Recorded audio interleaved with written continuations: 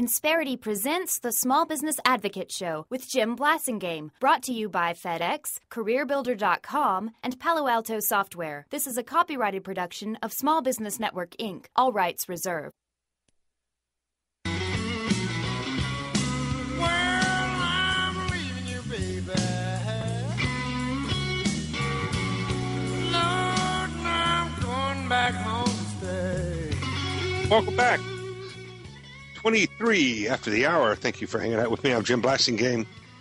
And my website is smallbusinessadvocate.com. Please use it to your advantage. We got a lot of stuff there. We'll help you with your small business. Brand new video going up this week. Brand new poll question. It's up right now. And when you click your answer, you'll see how the poll is going so far. Want to know what you think. And by the way, the poll question this week is about Facebook. So check that out when you get a chance. John Dini is our guest. He's our good friend, longtime Brain Trust member. He's a tab boards leader extraordinaire in San Antonio, Texas.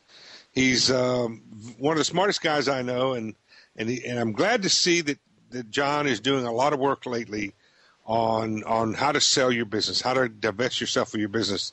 John, as we went to the break, I was talking about this other group of people who might be, if they follow your advice.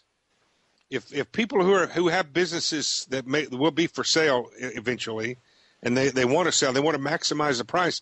If they follow your advice and run the business so that the owner doesn't have to be there all the time, that means by definition that somebody who works for you is running the business for you, right, John? Absolutely, absolutely. The first thing I do when I go in to talk to an owner about selling is I say, do you have any employees that could run this business? And the answer is frequently yes, but they have three objections. The first is, but they don't have any money. Mm-hmm. And that's valid, but that can be fixed with time. If your business has decent cash flow, as you said in the previous segment, Jim, your business, all you're going to sell is the future cash flow of your business. Somebody's going to pay you for the opportunity to make the money. And if they take a loan out to do that, they're going to pay the loan back with the money they're going to make from the business. That's right. So businesses, a transfer can be arranged over a few years where you can take the money out of the business while your employees are working very hard to make it better. And then when you've gotten what you feel is a fair price for your business, you move on, and you don't have to take a big note, and you don't have to be crossing your fingers every day hoping the employees run the business well enough to make payments to you.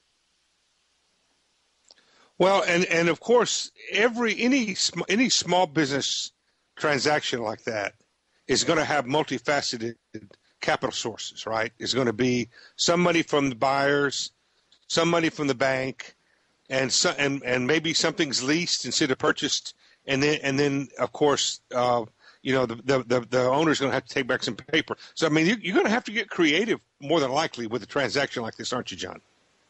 Yes, it takes planning, and it takes planning on two sides. If you want it to be successful, it's not just the finance, although that's obviously key to getting what you want out of the business. It's also the transition plan. The other response I get all the time is, yes, they're very good at doing what they do, but they don't know how to make the decisions that I make. Mm-hmm. Well, once upon a time, when you started out, you didn't know how to make the decisions you make. Mm-hmm.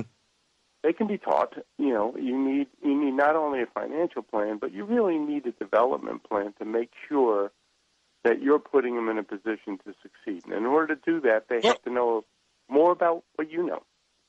There's got to be more transparency, and that's not easy for small business, is it, John? I mean, you've got to be people. Maybe they haven't made the decisions themselves before. Your employees, your managers, your executives, but they've seen you make them. And if you've given them a look, if you've opened the window into that decision-making process, they've seen how you do that. You've mentored them, and that getting really close to the vest is not easy for a lot of small business, is it, John? No, it's fairly easy to get employees, to teach employees how to make the decisions that you would make, to understand, what would Jim do? But teaching them why you make those decisions, teaching them to think 2, 3, 4 scenarios out like all of us do. So if I do that, if then what, if then what, if then what. That's much more difficult and it takes a lot more time.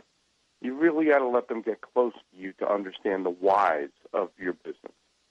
And if you do this, what you've done is you've created an installed prospect to buy your business. Maybe not notice I didn't say an installed buyer because you might not go in that direction, but they definitely become your employees, the managers, the leaders of your business definitely become a prospect to buy your business, don't they? Certainly, but circling back to what you said in the very beginning, it's what you would do to make your business worth more anyway. If they decide that they don't want the responsibility or if they can't swing the finances for what you feel your business is worth, then the worst scenario you wind up with is really good managers that a buyer from the outside is going to prize very highly and pay a premium for. Right. Yeah, and all this time when you're having a little difficulty deciding what to do with your business, you're making more money.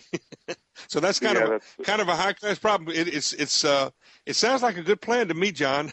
I don't know why more people don't do it. Because it is hard. It is hard. Hey John, give us the website and tell us again how they can find you. Sure, John F. Dini, DINI.com. All right, check it out, folks. All of his books are there and all the things. They can find out more about your tab boards operation there too, can't they? Sure, everything, pointers to everything from there. The alternative board. Hey, John, thanks again, buddy. Come back again real soon.